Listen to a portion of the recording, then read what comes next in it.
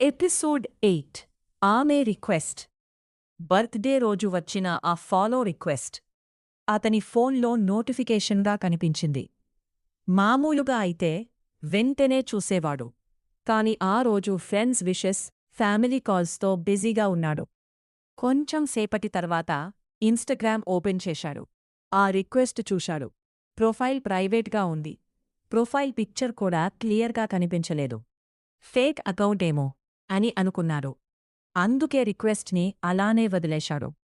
కాని ఆ ప్రొఫైల్ని చూసిన వెంటనే ఎందుకో తన మనసులో ఒక చిన్న అనుమానం వాచింది.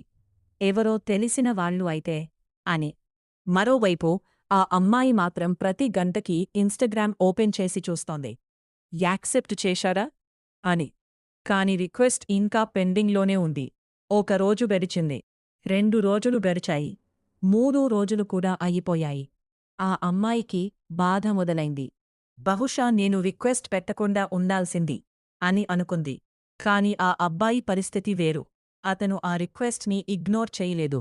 ప్రతిసారి ఇన్స్టాగ్రామ్ ఓపెన్ చేసినప్పుడు ఆ రిక్వెస్ట్ని చూస్తూనే ఉన్నాడు. ఎందుకో తెలియని క్యూరియాసిటీ. ఆ ప్రొఫైల్ వెనుక ఎవరున్నారో తేల్సుకోవాలని అనిపించింది. ముఖ్యంగా తన మనసులో సంచరాలుంచి నిలిచిపోయిన ఒక అమ్మాయి జ్ఞాపకముంది.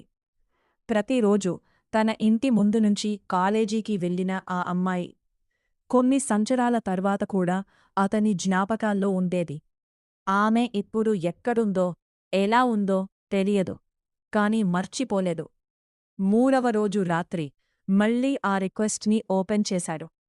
కొన్ని క్షణాలు స్క్రీన్ వైపు చూస్తూ ఓ నవ్వు నవ్వాడు. ఆ తర్వాత యాక్సెప్ట్ బటన్ మీద క్లిక్ చేశాడు. అతనికి తెలియదు, ఆ ఒక్క క్లిక్ తన జీవితాన్ని మార్చబోతోందని. పరిచయమిలా పరిమళ